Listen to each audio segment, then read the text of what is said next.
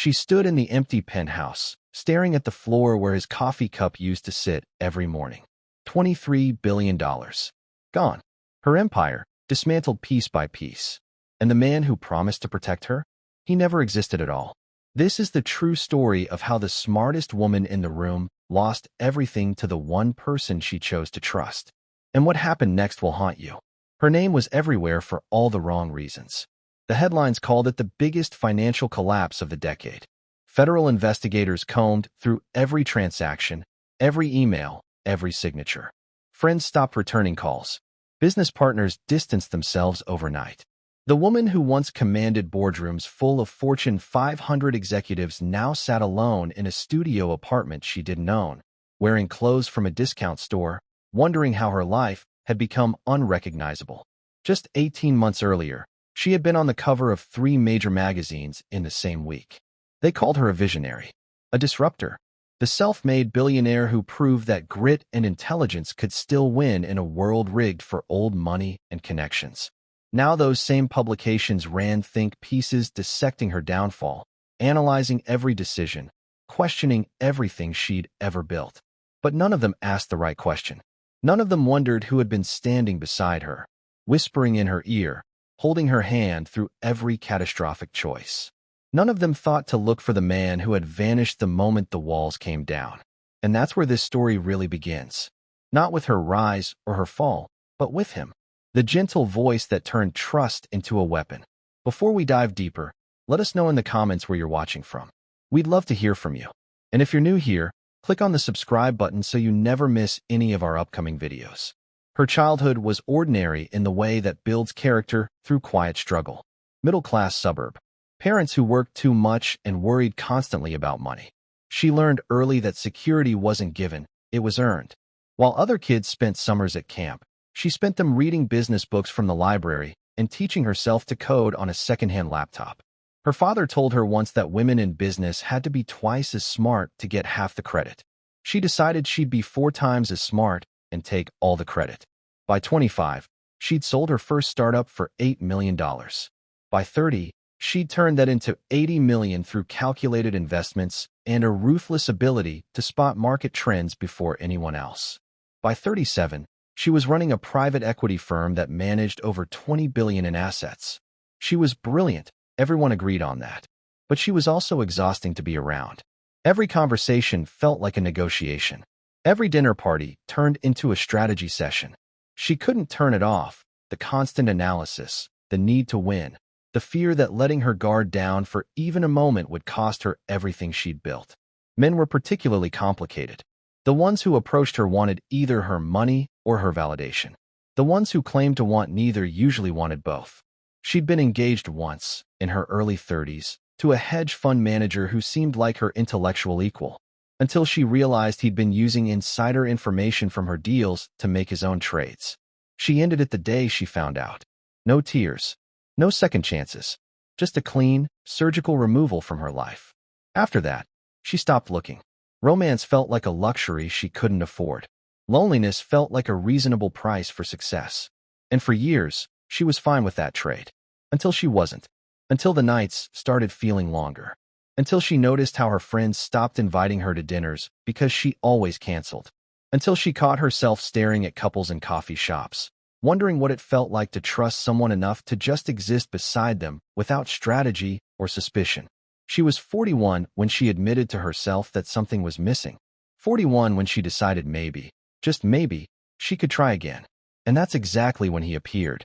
She met him at a charity gala she almost didn't attend. One of those black tie events where wealthy people wrote checks to feel better about their wealth. She usually hated them, but her PR team insisted it was important for optics. He wasn't sitting at the VIP tables.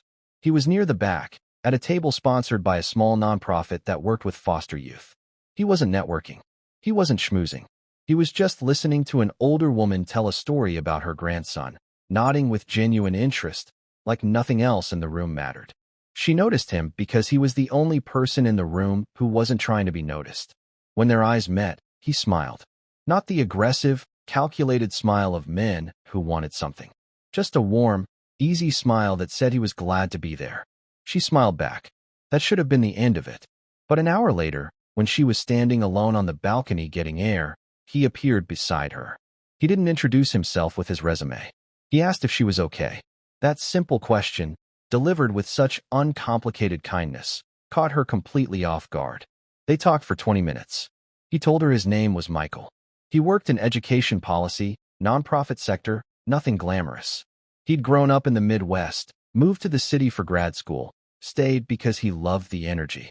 He asked about her work, but didn't seem impressed or intimidated by it. He just seemed curious. When she mentioned the pressure of running her firm, he didn't offer advice or try to solve her problems. He just said that sounded hard. And something about that simple acknowledgement, that permission to be tired, made her feel seen in a way she hadn't felt in years. They exchanged numbers. She assumed she'd never hear from him again.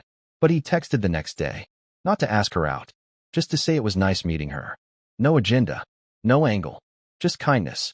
And that, more than anything, is what disarmed her. They started small. Coffee meetings that turned into long walks. Dinners at quiet restaurants where they talked about everything except business. He told her about teaching high school before switching to policy work, about his students who struggled but fought to graduate anyway.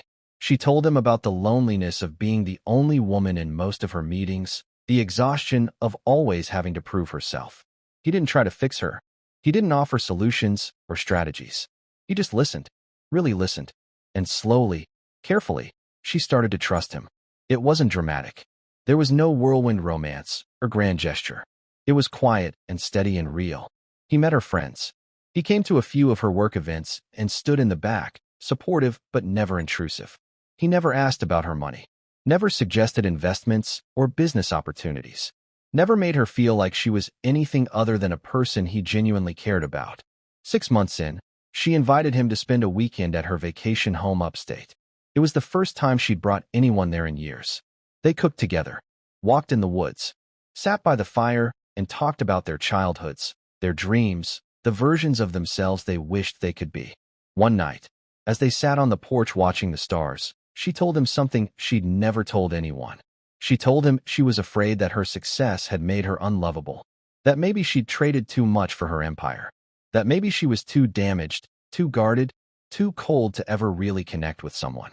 He took her hand and told her that wasn't true. He told her she wasn't cold. She was careful. And there was nothing wrong with being careful in a world that had taught her to be. That night, she cried for the first time in years.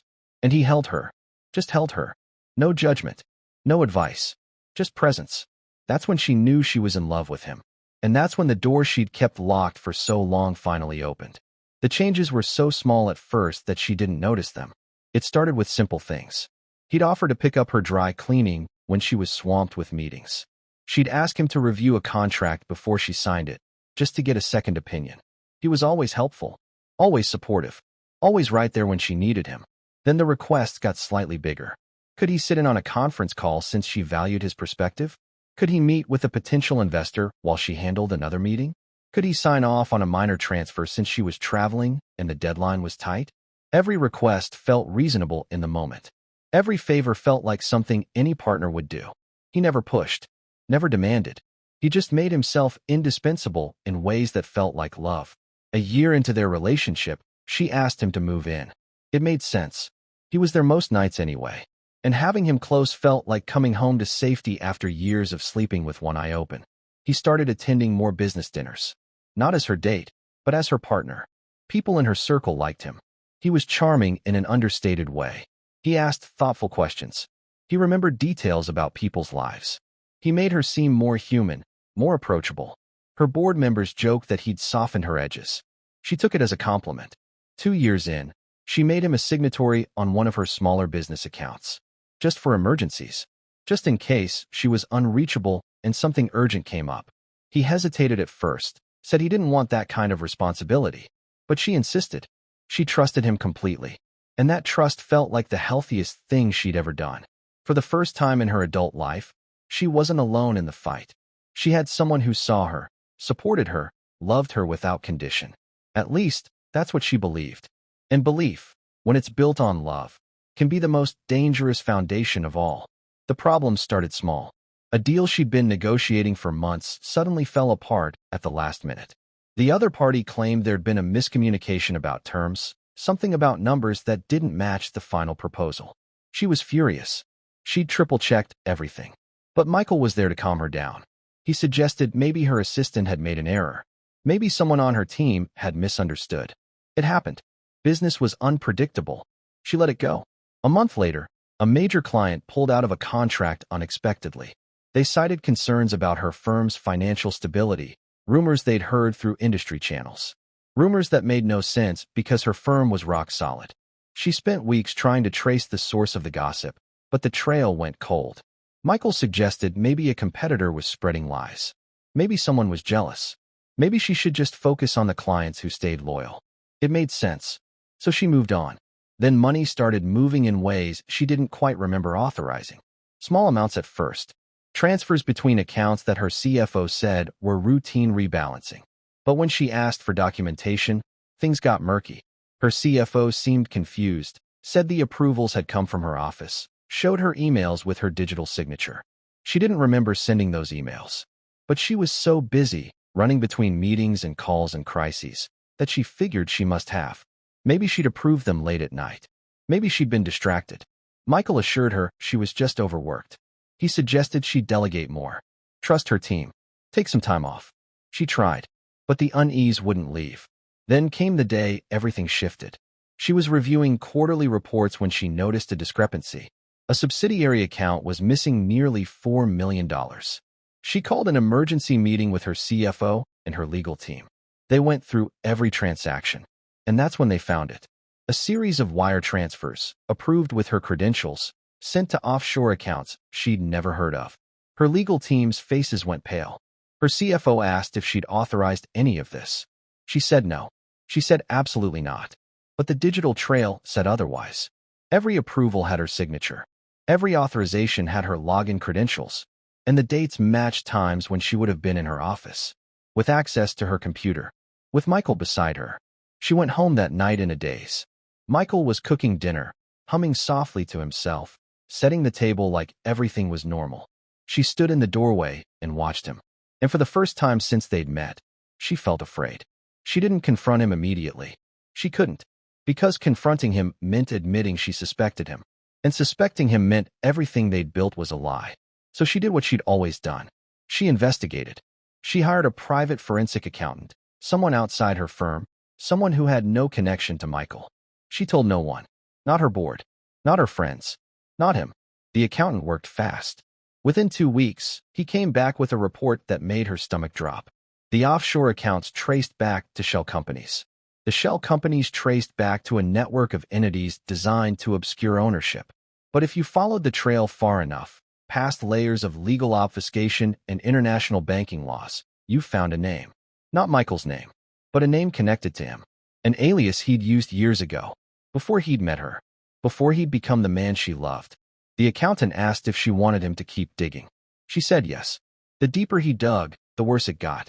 Michael's background, the one he'd told her about, was partially fabricated. He had worked in education, but he'd been fired for financial misconduct. He had lived in the Midwest, but he'd left under suspicious circumstances involving a woman he'd been dating, a woman who'd later filed a restraining order. He had moved to the city, but not for grad school. He'd moved because he was running from a pattern. And that pattern was her. Women in power. Women with money. Women who were lonely enough to believe that someone could love them without wanting something in return. The accountant showed her everything. Photos, court documents, testimonies from other victims. Michael had done this before. Not at this scale, but he'd done it. He was a con artist. A sophisticated one. And she'd been his biggest mark. She sat in her office, staring at the evidence, feeling her entire reality collapse. Every conversation they'd had, every moment of intimacy, every time he'd told her he loved her. It was all calculated, all performance, all part of a plan to get close enough to take everything. And he'd almost succeeded. She wanted to scream. She wanted to break something. But instead, she did what she'd always done. She got strategic. She called her lawyers. She called federal investigators. She handed over every piece of evidence the accountant had found. And then she went home. Michael was waiting. He smiled when she walked in, asked how her day was. She looked at him, really looked at him, and saw a stranger. Someone who'd studied her, learned her, weaponized her loneliness. She didn't yell. She didn't cry. She just asked him one question. Why? He didn't answer right away. He looked at her for a long moment, and something shifted in his expression. The warmth was gone. What replaced it was cold and empty. He told her it wasn't personal, that she'd been a job, a very lucrative job. And then he left, walked out of the apartment, out of her life, disappeared into the night like he'd never existed at all. The scandal broke 3 days later. Federal investigators announced they were launching a full inquiry into her firm. The media frenzy was immediate and merciless. Every major outlet ran the story. The self-made billionaire accused of fraud. The empire built on lies. The woman who'd fooled everyone. Her investors panicked. Her board called an emergency meeting and asked for her resignation. Her assets were frozen pending investigation. Her reputation, built over 2 decades of relentless work, was destroyed in a matter of hours. And Michael? He was gone. No one could find him. No forwarding address. No active phone number. No digital footprint. He'd vanished as completely as if he'd never existed. Her lawyers told her the case was complicated. Yes, he'd stolen from her. But he'd done it using her credentials, her access, her authority. And the digital trail made it look like she'd been complicit, maybe even the mastermind. Proving her innocence would take years, maybe longer. And even if she won, the damage was done. No one would trust her again. No one would invest with her. No one would even hire her. She'd been erased. Not killed, just erased. And in some ways, that was worse. Because she was still alive to see everything she'd built turn to ash. She spent the next 6 months in a kind of limbo, living in a small apartment her lawyers secured, selling off personal items to pay legal fees, watching her former colleagues and friends testify against her to save themselves. She didn't blame them. Survival required distance. And she was toxic now, untouchable, alone in a way that made her old loneliness seem like a gift. But then something unexpected happened. The investigators found him, not because he'd made a mistake, but because he'd gotten greedy. He'd tried the same scheme with someone else. Another successful woman. Another mark. But this time, she'd been suspicious from the start. She'd documented everything. And when he'd tried to disappear, she'd tracked him. The authorities arrested him in a small coastal town, living under a different name, already working on his next target. And when they searched his belongings, they found everything. Records of every woman he'd conned, every account he'd drained, every life he'd destroyed, including hers. The evidence was overwhelming. He was charged with wire fraud, identity theft, money laundering, and a dozen other federal crimes. The trial was swift. He was sentenced to 23 years in federal prison. No possibility of parole. The headlines called it justice. But for her, it didn't feel like justice. It felt empty. Because the money was gone. The reputation was gone. The years were gone. And no prison sentence could give any of it back. If this story has your heart racing, comment, "I'm still watching" below. Let's see who's truly following till the end. 3 years after the collapse, she was living in a small town 2 hours outside the city. No one recognized her here. She'd changed her appearance, cut her hair short, stopped wearing makeup. She worked at a local nonprofit, helping women start small businesses. The irony wasn't lost on her. The woman who'd once managed billions now helped people write business plans for food trucks and online boutiques. But there was something healing in the simplicity, in using her skills to build something that couldn't be taken away. The women she worked with had no idea who she used to be, and that anonymity was a gift. She could just be Sarah, the consultant who gave good advice and actually cared if they succeeded. She'd sold her last remaining assets to settle the legal claims. She had nothing left from her old life. No properties, no investments, no safety net, just a small savings account and a used car and a 1-bedroom apartment with secondhand furniture. But she also had something she'd never had before. Peace. Real peace. The kind that comes from having nothing left to lose. She started going to therapy, not because she was broken, but because she wanted to understand how she'd missed the signs. How someone so smart, so careful, so successful could have been so completely fooled. Her therapist told her something that stuck. She said that intelligence doesn't protect you from loneliness, and loneliness doesn't make you weak. It makes you human. And humans, when they're desperate to be loved, will believe almost anything. It wasn't her fault that she'd wanted connection. It wasn't her fault that she'd trusted someone who seemed trustworthy. The fault was his. The choice was his. The cruelty was his. She'd just been vulnerable. And vulnerability, her therapist said, isn't a character flaw. It's proof you're still alive. That helped. More than she expected. Slowly, carefully, she started rebuilding. Not her empire. She had no interest in that anymore.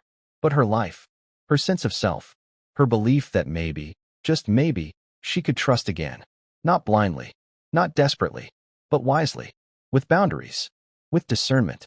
With the hard-earned knowledge that love without awareness is just hope in disguise. She made a few friends in town. Real friends. People who liked her for who she was now, not who she used to be. She started running in the mornings, something she'd never had time for before. She read books that had nothing to do with business. She learned to cook. And on weekends, she volunteered at the animal shelter, walking dogs that had been abandoned. Sometimes, late at night, she'd think about Michael. Not with anger anymore, but with curiosity. She wondered if he ever thought about her. If he regretted what he'd done. If prison had changed him. But mostly, she wondered how many other women were out there, living quiet lives, carrying the weight of his betrayal. And she made a decision. She started writing. Not a memoir. Not a tell-all. But a guide. A handbook for women in power. How to protect yourself. How to spot manipulation. How to trust without losing yourself. She self-published it online. Didn't use her real name. Didn't promote it. Just put it out into the world and hoped it would find the people who needed it. Within 6 months, it had been downloaded over 50,000 times. Women started emailing her, thanking her, telling her their own stories, asking for advice. And slowly, quietly, she realized something. She'd lost her empire, but she'd found her purpose. Not in building wealth, but in protecting others from the kind of pain she'd endured. That felt more valuable than any deal she'd ever closed. 5 years after everything fell apart, she received a letter. It came to the nonprofit's office, addressed to her by name. Her real name. The one she hadn't used in years. Her hands shook as she opened it. It was from Michael. Or rather, from his lawyer. He'd written it from prison. It was short. Only a few paragraphs. He didn't apologize. He didn't ask for forgiveness. But he did tell her the truth. He wrote that he'd started watching her years before they met.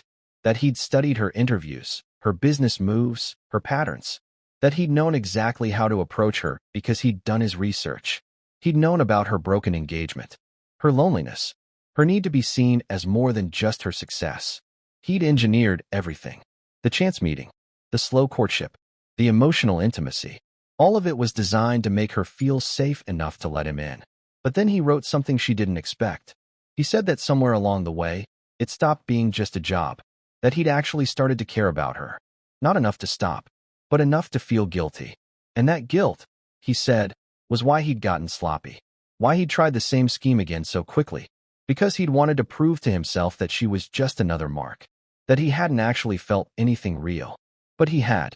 And that scared him more than prison ever could. He ended the letter by saying he didn't expect her to believe him. He said he wouldn't believe him either. But he wanted her to know that she hadn't been wrong about everything. That some of what they'd shared had been real. Even if the foundation was a lie. She read the letter 3 times. Then she burned it. Not out of anger, but out of finality. Because whether he'd felt something or not didn't matter. The damage was done. The years were gone. And his guilt, real or performed, couldn't undo any of it.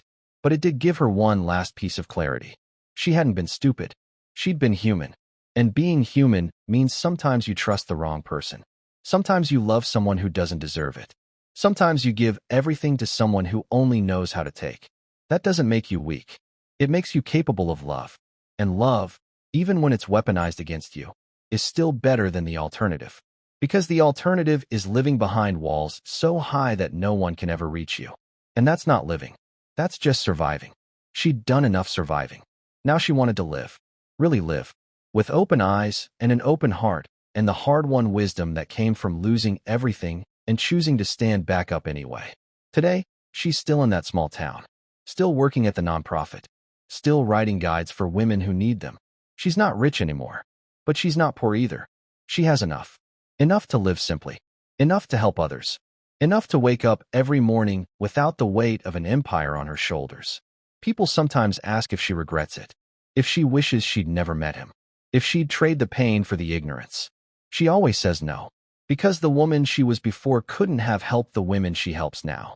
That woman was too guarded. Too afraid. Too convinced that trust was weakness. Now she knows better. Trust isn't weakness. Blind trust is. And there's a difference. She's dating again. Slowly. Carefully. She meets people who know nothing about her past. People who like her for who she is now. And when they ask about her life, she tells them the truth. That she used to have everything. And then she lost it. And then she found something better. They usually don't understand. How could losing everything be better? But she does. Because everything she had before was built on fear.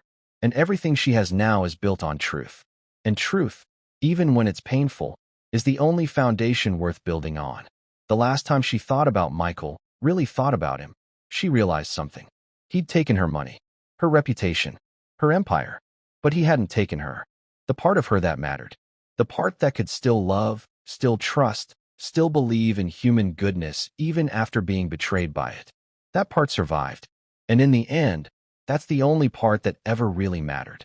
So when people ask how the most powerful woman in the room lost everything to the one man she trusted most, she has an answer now. She didn't lose everything. She lost what she thought was everything. And in losing it, she found what actually was. Herself. Free from the weight of empire. Free from the fear of loss. Free from the belief that love was a luxury she couldn't afford. Because love isn't a luxury. It's a risk. And risk, when it's taken with open eyes and a wise heart, is the only thing that makes life worth living. Even when it costs you everything. Especially then. So let me ask you something. How would you feel if you were in her position? If the person you trusted most turned out to be the architect of your destruction? Would you be able to forgive yourself for missing the signs? Could you rebuild after losing everything? Could you open your heart again after it had been used as a weapon against you? Think about it. Because this story isn't just about one woman and one con artist. It's about all of us. About how we navigate trust in a world that teaches us to be suspicious. About how we stay open in a culture that rewards being closed off. About how we love wisely without becoming so cautious that we stop loving at all. Her story is a warning, but it's also permission. Permission to be vulnerable. Permission to trust. Permission to believe that not everyone is out to hurt you, even after someone has. Because the alternative, building walls so high that nothing can get in, means nothing can get out either. And that's not protection. That's prison. She chose differently. She chose to stay human, even after humanity had hurt her. And maybe that's the real lesson here. Not that trust is dangerous, but that the refusal to trust is even more dangerous. Because it doesn't just protect you from pain. It protects you from connection, from joy, from love, from everything that makes life worth the risk of living it. Subscribe for more timeless stories that will touch your heart and keep you thinking long after the video ends. Because these aren't just stories. They're mirrors, reflecting the choices we all have to make about who we trust, how we love, and what we're willing to risk for the chance at something real. Thank you for watching. And remember, the strongest people aren't the ones who never fall. They're the ones who fall and choose to stand back up anyway. That's her story. And maybe, in some way, it's yours too.